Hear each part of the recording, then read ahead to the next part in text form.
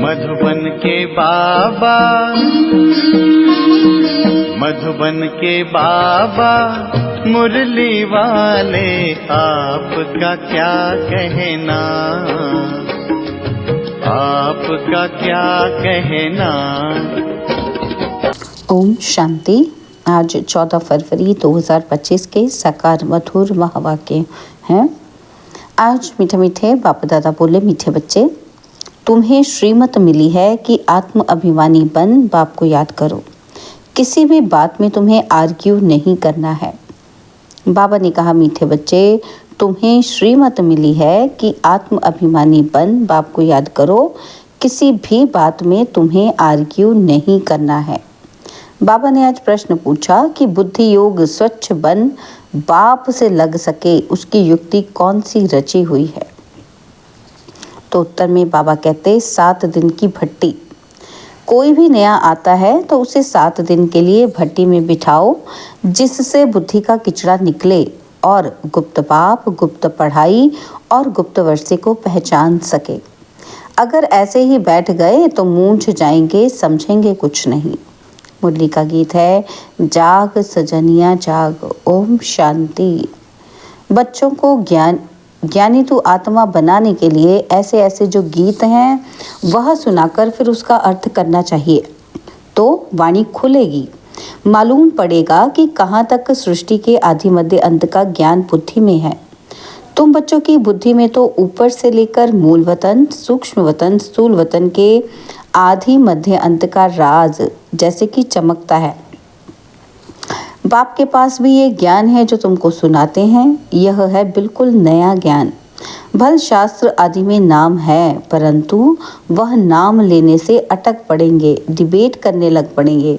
यहाँ तो बिल्कुल सिंपल रीति समझाते हैं। भगवानुवाच, मुझे याद करो, मैं ही पतित पावन हूँ। कभी भी श्री कृष्ण को व ब्रह्मा विष्णु शंकर आदि को पतित पावन नहीं कहेंगे। सूक्ष्म वतन वासियों को भी तुम मनुष्य पतित पावन नहीं कहते हो, तो स्थूल वतन के मनुष्य पतित पावन कैसे हो सकते। यह ज्ञान भी तुम्हारी बुद्धि में ही है। शास्त्रों के बारे में जास्ती आर्ग्यू करना अच्छा नहीं है। बहुत वाद विवाद हो जाता है, एक दो को लाठियां भी मारने लग पड़ते हैं। तुमको तो बहुत सहज समझाया जाता है। शास्त्रों की बातों में टू मच नहीं जाना है। मूल बात है ही आत्म अभिमानी बनने की। अपने को आत्मा समझना है और बाप को याद करना है। ये श्रीमत है मुख्य। बाकी है डिटेल। बीज कितना छोटा है, बाकी झाड़ का विस्तार है। जैसे बीज में सारा ज्ञान समाया हुआ है, वैसे ये सारा ज्ञान भी बीज में समाया हुआ है। तुम्हारी बुद्धि में बीज और झाड़ आ गया है। जिस प्रकार तुम जानते हो और कोई समझ ही ना सके। झाड़ की आयु ही लंबी लिख दी है। बाप बैठ बीज और झाड़ व ड्रामा चक्र का राज समझाते हैं। तुम हो सुदर्शन चक्रधारी। कोई नया आए, बाबा महिमा करे कि सुदर्शन चक्रधारी बच्चों, तो कोई समझ ही ना सके। वह तो अपने को बच्चे ही नहीं समझते हैं। यह बाप भी गुप्त है तो नॉलेज भी गुप्त है, वर्षा भी गुप्त है। नया कोई भी नॉलेज सुनकर मूंझ पड़ेंगे, इसलिए 7 दिन की भट्टी में बिठाया जाता है। यह जो 7 रोज भागवत व रामायण आदि लिखते हैं, वास्तव में यह इस समय 7 दिन के लिए भट्टी में रखा जाता है। तो बुद्धि में जो भी सारा किचड़ा है वह निकालें और बाप से बुद्धि योग लग जाए। यहाँ सब है रोगी। सत्युग में यह रोग होते नहीं। यह आधा कल्प का रोग है। 5 विकारों का रोग बड़ा भारी है। वहाँ तो देही अभिमानी रहते हैं। जानते हो, हम आत्मा एक शरीर छोड़ दूसरा लेती हैं। पहले से साक्षात्कार हो जाता है। अकाल मृत्यु कभी होता नहीं। तुमको काल पर जीत पहनाई जाती है। काल काल महाकाल कहते हैं। महाकाल का भी मंदिर होता है। सिख लोगों का फिर अकाल तख्त है। वास्तव में अकाल तख्त यह भ्रिकुटी है जहाँ आत्मा विराजमान होती है। सभी आत्माएं इस अकाल तख्त पर बैठी हैं। यह बाप बैठ समझाते हैं। बाप को अपना तख्त तो है नहीं। वह आकर इनका ये तख्त लेते हैं। इस तख्त पर बैठकर तुम बच्चों को ताउसी तख्त नशीन बनाते हैं। तुम जानते हो वह ताउसी तख्त कैसा होगा जिस पर लक्ष्मी नारायण विराजमान होते होंगे। ताउसी तख्त तो गाया हुआ है ना। विचार करना है, उनको भोलानाथ भगवान क्यों कहा जाता है। भोलानाथ भगवान कहने से बुद्धि ऊपर चली जाती है। साधु संत आदि उंगली से इशारा भी ऐसे देते हैं ना कि उनको याद करो। यथार्थ रीति तो कोई जान नहीं सकते। अभी पतित पावन बाप सम्मुख में आकर कहते हैं, मुझे याद करो तो तुम्हारे विकर्म विनाश हो जाएं। गारंटी है, गीता में भी लिखा हुआ है, परंतु तुम गीता का एक मिसाल निकालेंगे तो वो 10 निकालेंगे, इसलिए दरकार नहीं है। जो शास्त्र आदि पढ़े हुए हैं वह समझेंगे, हम लड़ सकेंगे। तुम बच्चे जो इन शास्त्रों आदि को जानते ही नहीं हो, तुम्हें उनका कभी नाम भी नहीं लेना चाहिए। सिर्फ बोलो, भगवान कहते हैं मुझ अपने बाप को याद करो, उनको ही पतित पावन कहा जाता है। गाते भी हैं पतित पावन सीताराम। सन्यासी लोग भी जहाँ तहाँ धुन लगाते रहते हैं। ऐसे मतांतर तो बहुत है ना। यह गीत कितना सुंदर है। ड्रामा प्लान अनुसार कल्प कल्प ऐसे गीत बनते हैं जैसे कि तुम बच्चों के लिए ही बनाए हुए हैं। ऐसे ऐसे अच्छे अच्छे गीत हैं, जैसे नयनहीन को राह दिखाओ प्रभु। तो प्रभु को श्री कृष्ण को थोड़े कहते हैं, प्रभु व ईश्वर निराकार को ही कहेंगे। यहाँ तुम कहते हो बाबा परमपिता परमात्मा है तो वह भी आत्मा ना। भक्ति मार्ग में बहुत टू मच चले गए हैं। यहाँ तो बिल्कुल सिंपल बात है, अल्फ और बे, अल्फ अल्लाह बे बादशाही, इतना ही सिंपल बात है। बाप को याद करो तो तुम स्वर्ग के मालिक बनेंगे। बरोबर ये लक्ष्मी नारायण स्वर्ग के मालिक संपूर्ण निर्विकारी थे, तो बाप को याद करने से ही तुम ऐसा संपूर्ण बनेंगे। जितना जो याद करते हैं और सर्विस करते हैं उतना वह ऊंच पद पाते हैं। वह समझ में भी आता है। स्कूल में स्टूडेंट समझते नहीं हैं क्योंकि हम कम पढ़े हैं।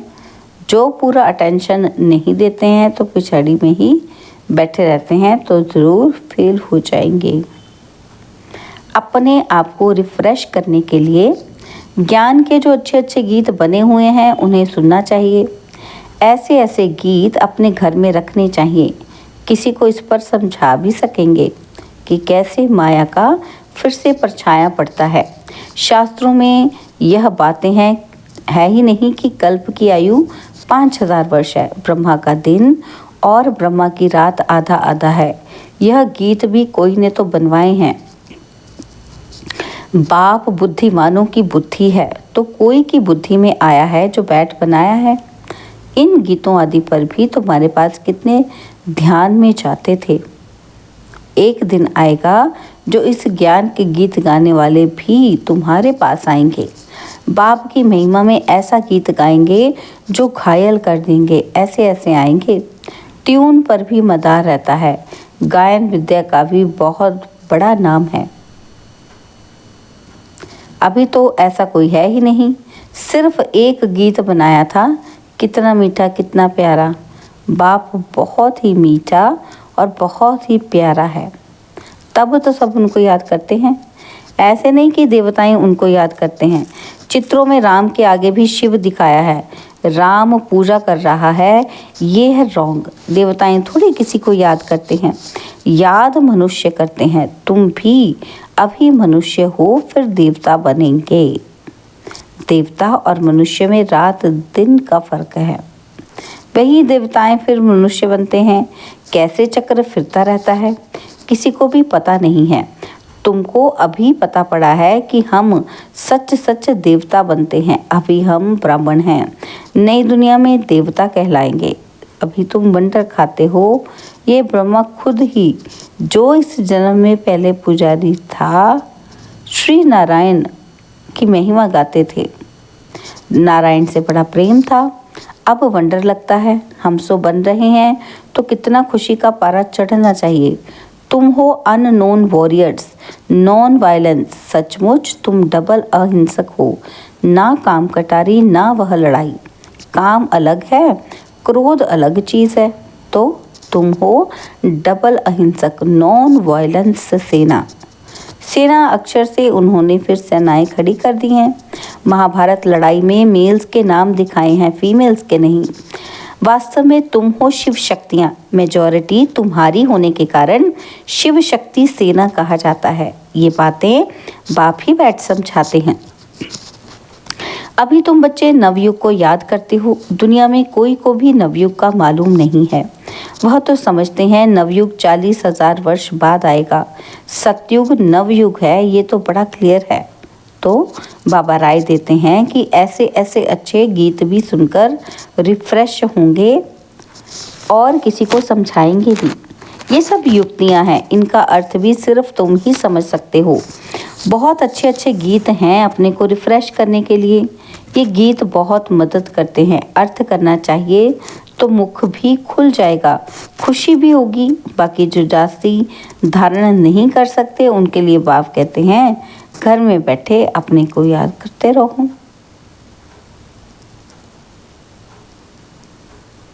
तो बाबा कहते घर में बैठे बाप को याद करते रहो।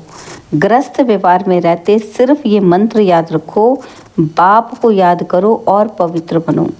आगे पुरुष लोग पत्नी को कहते थे भगवान को तो घर में भी याद कर सकते हैं, फिर मंदिरों आदि में भटकने की क्या दरकार है। हम तुमको घर में मूर्ति दे देते हैं, यहाँ बैठ के याद करो, धक्का खाने क्यों जाती हो। ऐसे बहुत पुरुष लोग स्त्रियों को जाने नहीं देते थे। चीज़ तो एक ही है, पूजा करना है और याद करना है। जबकि एक बार देख लिया फिर तो ऐसे भी याद कर सकते हैं। श्री कृष्ण का चित्र तो कॉमन है, मोर मुकुटधारी। तुम बच्चों ने साक्षात्कार किया है कि कैसे वहाँ जन्म होता है, वह भी साक्षात्कार किया है। परंतु क्या तुम उनका फोटो निकाल सकते हो? एक्यूरेट कोई निकाल ना सके, दिव्य दृष्टि से सिर्फ देख ही सकते हैं, बना नहीं सकते। हाँ, देखकर वर्णन कर सकते हैं, बाकी यह पेंट आदि नहीं कर सकते। भल होशियार पेंटर हो, साक्षात्कार भी करे तो भी एक्यूरेट फीचर्स निकाल न सके। तो बाबा ने समझाया कोई से आर्ग्यू जास्ती नहीं करना है। बोलो तुमको पावन बनने से काम, किससे काम है? पावन बनने से। बाबा कहते और शांति मांगते हो तो बाप को याद करो और पवित्र बनो। पवित्र आत्मा यहाँ रह ना सके, वो चली जाएगी वापस। आत्माओं को पावन बनाने की शक्ति एक बाप में है और कोई पावन बना नहीं सकता। तुम बच्चे जानते हो ये सारी स्टेज है, इस पर नाटक होता है। इस समय सारी स्टेज पर रावण का राज्य है। सारे समुद्र पर सृष्टि खड़ी है। ये बेहद का टापू है, वह है अध का, और ये है बेहद की बात, जिस पर आधा कल्प दैवी राज्य और आधा कल्प आसुरी राज्य होता है। यूं खंड तो अलग अलग हैं, परंतु ये है सारी बेहद की बात। तुम जानते हो कि हम गंगा यमुना नदी के मीठे पानी के कंठे पर ही होंगे। समुद्र आदि पर जाने की दरकार नहीं रहती। यह जो द्वारिका कहते हैं वह कोई समुद्र के बीच होती नहीं। द्वारिका कोई दूसरी चीज़ नहीं है। तुम बच्चों ने सब साक्षात्कार किए हैं। शुरू में यह संदेशी और गुलजार बहुत साक्षात्कार करती थी। इन्होंने बड़े पाठ बजाए हैं क्योंकि भट्टी में बच्चों को बहलाना था, तो साक्षात्कार से बहुत बहुत बहले हैं। बाप कहते हैं फिर पिछाड़ी में भी बहुत बहलेंगे। वह पाठ फिर और है। गीत भी है ना कि हमने जो देखा सो तुमने नहीं देखा। तुम जल्दी जल्दी साक्षात्कार करते रहेंगे। जैसे इम्तिहान के दिन नज़दीक होते हैं तो मालूम पड़ जाता है कि हम कितने मार्क्स से पास होंगे। तुम्हारी भी यह पढ़ाई है। अभी तुम जैसे नॉलेजफुल हो बैठे हो, सभी फुल तो नहीं होते हैं। स्कूल में हमेशा नंबरवार होते हैं, यह भी नॉलेज है। मूलवतन, सूक्ष्मवतन और तीनों लोगों का तुमको ज्ञान है। इस सृष्टि के चक्र को तुम जानते हो, ये फिरता ही रहता है। बाप कहते हैं तुमको जो नॉलेज दी है ये और कोई समझा ना सके। तुम्हारे पर है बेहद की दशा, कोई पर बृहस्पति की दशा, कोई पर राहु की दशा होती है। तो जाकर चंडाल आदि बनेंगे। ये है बेहद की दशा, वह होती है हद की दशा।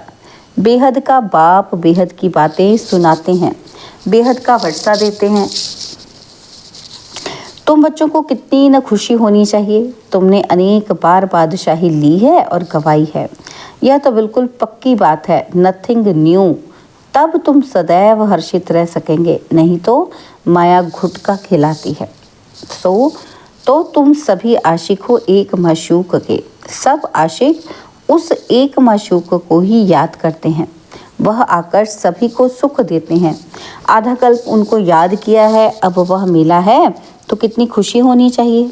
अच्छा, मीठे मीठे सिकिलदे बच्चों प्रति माता पिता बाप दादा का याद प्यार और गुड मॉर्निंग। रूहानी बाप की रूहानी बच्चों को नमस्ते। हम रूहानी बच्चों की रूहानी बाप दादाजी को दिल व जान सिकवा प्रेम से नमस्ते। ओम शांति। प्यारे बाबा, मेरे बाबा, मीठे बाबा, शुक्रिया बाबा, शुक्रिया बाबा, शुक्रिया। धारणा के लिए मुख्य सार है। पहला पॉइंट है, सदैव हर्षित रहने के लिए नथिंग न्यू का पाठ पक्का करना है। बेहद का बाप हमें बेहद की बादशाही दे रहे हैं, इस खुशी में रहना है। ज्ञान के अच्छे अच्छे गीत सुनकर स्वयं को रिफ्रेश करना है, उनका अर्थ निकालकर दूसरों को सुनाना है।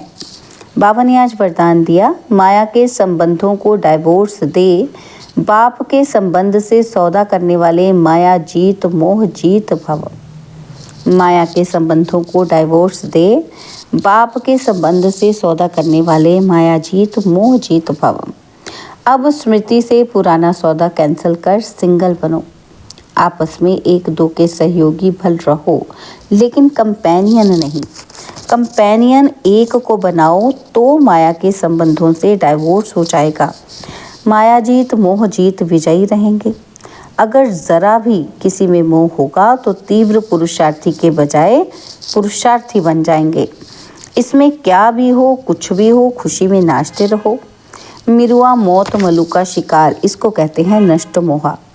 ऐसा नष्ट मोहा रहने वाले ही विजय माला के दाने बनते हैं। स्लोगन है, सत्यता की विशेषता से डायमंड की चमक को बढ़ाओ। सत्यता की विशेषता से डायमंड की चमक को बढ़ाओ। अव्यक्त इशारे हैं, एकांत प्रिय बनो, एकता और एकाग्रता को अपनाओ। बाप दादा चाहते हैं कि हर बच्चा एक रस श्रेष्ठ स्थिति के आसनधारी, एकांतवासी, अशरीरी, एकता स्थापक, एक नामी एकानामी का अवतार बने। एक दो के विचारों को समझकर सम्मान दें, एक दो को इशारा दें, लेन देन कर आपस में संगठन की शक्ति का स्वरूप प्रत्यक्ष करें, क्योंकि आपके संगठन के एकता की शक्ति सारे ब्राह्मण परिवार को संगठन में लाने के निमित्त बनेगी। ओम शांति।